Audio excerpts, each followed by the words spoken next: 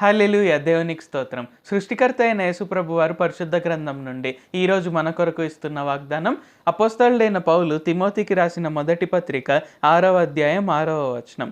సంతుష్టి సహితమైన దైవభక్తి గొప్ప లాభసాధనమై ఉన్నది.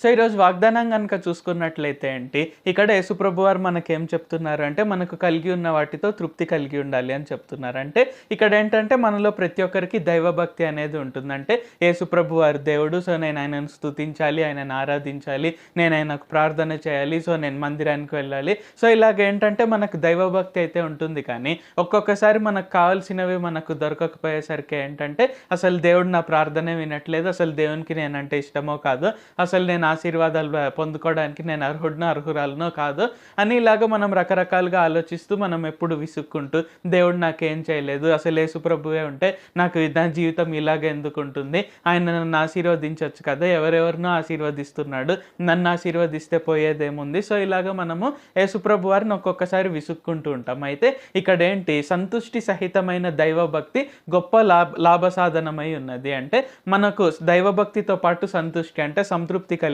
ఉంటే, మనకు ఉన్నదాంతో మనం తృప్తి కలిగి ఉండి మనం ఆయనను స్తుతిస్తూ మనం ముందుకు సాగితే ఏంటంటే ఇక్కడ అది గొప్ప లాభసాధనమై ఉన్నది. అంటే మనం ఇంకా గొప్ప లాభాన్ని పొందుకుంటాం, ఇంకా గొప్పగా మనం గెయిన్ అవుతాం. కాబట్టి ఈరోజు మీరు ఈ వాక్యం వింటున్నట్లయితే ఏంటంటే, మీకు కావాల్సిన వాటి కొరకు మీరు ప్రార్థన చేయవచ్చు. అయితే మొదటగా ఏంటంటే దేవుడు ఇచ్చిన వాటి కొరకు కృతజ్ఞతాస్తుతులు చెల్లిస్తూ ఆ విధంగా సంతృప్తి కలిగి జీవిస్తూ ముందుకు సాగాలని యేసుప్రభు వారు మనందరి నుండి కోరుకుంటున్నారు. ప్రార్థించుకుందాం. ప్రభువా, దేవా, సర్వాధికారి, మాకు ఇంకొకసారి ప్రార్థించుకునేందుకు అవకాశం ఇచ్చినందుకు వందనాలు తండ్రి. మీరు మా కొరకై చేసిన ప్రతి ఒక్క మేలుని బట్టి మీకు వందనాలు, స్తుతులు, స్తోత్రాలు తండ్రి. ఈరోజు వాగ్దానంని బట్టి వందనాలు తండ్రి. సంతుష్టి సహితమైన దైవభక్తి గొప్ప లాభసాధనమై ఉన్నది అని తెలియజేశారు తండ్రి.